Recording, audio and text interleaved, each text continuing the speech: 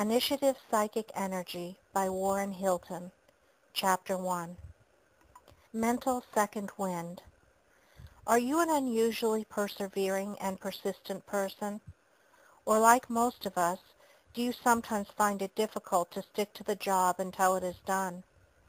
What is your usual experience in this respect? Is it not this, that you work steadily along until all of a sudden you become conscious of a feeling of weariness, crying enough for the time being, and then you yield to the impulse to stop?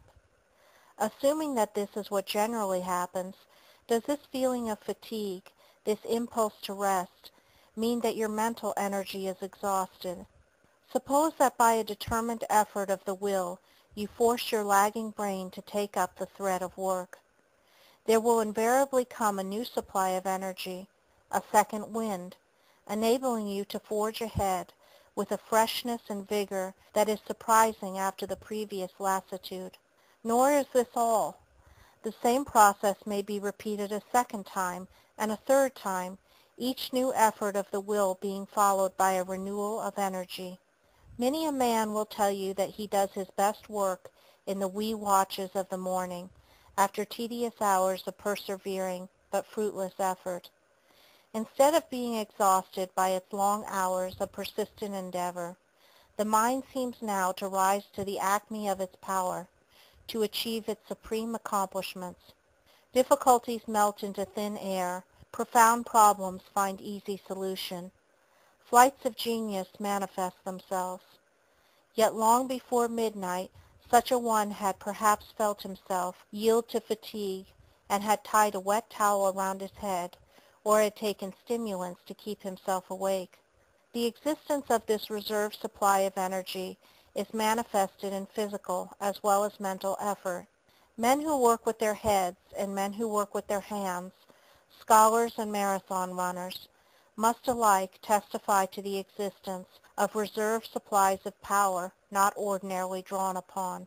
If we do not always or habitually utilize this reserve power, it is simply because we have accustomed ourselves to yield at once to the first strong feeling of fatigue.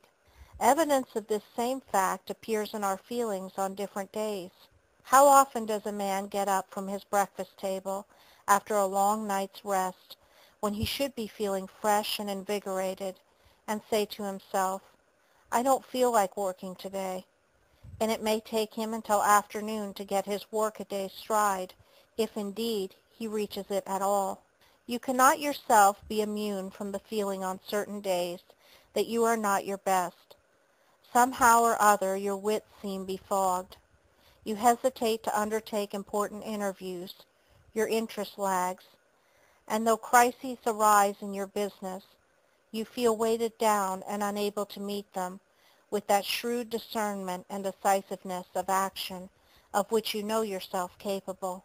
But you realize in your inmost self that if you continue to exert the will and persistently hold yourself to the business in hand, sooner or later you will warm to the work, enthusiasm will come, the clouds will be dispelled, the husks will fly.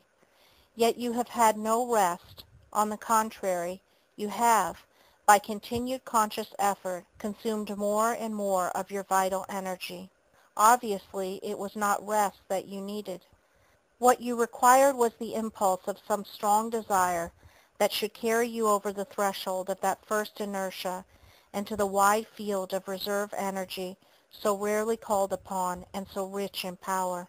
Under the lashings of necessity, or the spur of love or ambition, men accomplish feats of mental and physical endurance of which they would have supposed themselves incapable.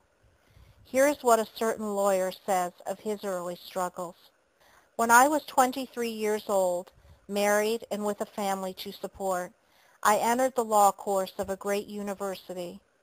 Of the many students in my class, 7, including me, were making a living while studying law. By special arrangement, I was relieved from attendance at lectures and simply required to pass examinations on the various subjects, and was thus enabled to retain my place as principal of a large public school. During the third and last year of my law course, I was principal of a public school of 2,000 children and an alternate night school with an enrollment of 750, and I worked at the law 3 nights in the week and all day Sunday. After 8 months of this, the final examinations came around. They consumed a full week, from 9 in the morning until 5 or 6 at night. I had no opportunity for review, so I rented a room near the law school to save the time going and coming, and reviewed each night the subjects of examination for the following day. I did not sleep more than 2 hours any night in that week. On Thursday, while bolting a bit of a luncheon, a fishbone stuck in my throat. Fearful of losing the result of my year's effort, I returned to my work, suffering much pain, and kept at it until Saturday night when the examinations were concluded. The next day, the surgeon who removed the fishbone said there was no reason why I should have not had a bad case of gangrene. When I look back on that year's work, I don't see how I stood it. I don't see how I kept myself at it, day in, day out, month after month, without rest, recreation, or relief. I am sure I could never go through it again, even if I had the courage to undertake it. I ranked second in a class of 180 in my law examinations, won the second prize for the best graduating thesis, received a complimentary vote for class oratorship, and much to my surprise, was soon after offered an assistant superintendency of the public schools by the school board, who knew nothing of my studies and thought my work as a teacher worthy of promotion. It was not only the hardest year's work, but the best year's work I ever did. It exemplifies my invariable experience that the more we want to do, the more we can do, and the better we can do it. The following is an extract from a letter quoted by Professor James, as written by Colonel Baird Smith after the siege of Delhi in 1857, to the success of which he largely contributed. My poor wife had some reason to think that war and disease, between them, had left very little of a husband to take under nursing when she got him again. An attack of scurvy had filled my mouth with sores, shaken every joint in my body, and covered me all over with scars and livid spots, so that I was unlovely to look upon. A smart knock on the ankle joint from the splinter of a shell that burst in my face, in itself a mere bagatelle of a wound, had been of necessity neglected under the pressing and insistent calls upon me, and had grown worse and worse until the whole foot below the ankle became a black mass and seemed to threaten mortification. I insisted, however, on being allowed to use it until the place was taken, mortification or no, and though the pain was sometimes horrible, I carried my point and kept up to the last. On the day after the assault, I had an unlucky fall on some bad ground, and it was an open question for a day or two whether I hadn't broken my arm at the elbow. Fortunately, it turned out to be only a severe sprain, but I am still conscious of the wrench it gave me. To crown the whole pleasant catalogue, I was worn to a shadow by a constant diarrhea and consumed as much opium as would have done credit to my father-in-law, Thomas de Quincey. However, thank God, I have a good share of tapelism in me and come out strong under difficulties. I think I may confidently say that no man ever saw me out of heart or ever heard a complaining word from me, even when our prospects were gloomiest. We were sadly crippled by cholera, and it was almost appalling to me to find out of 25 officers I could only muster 15 for the operations of the attack.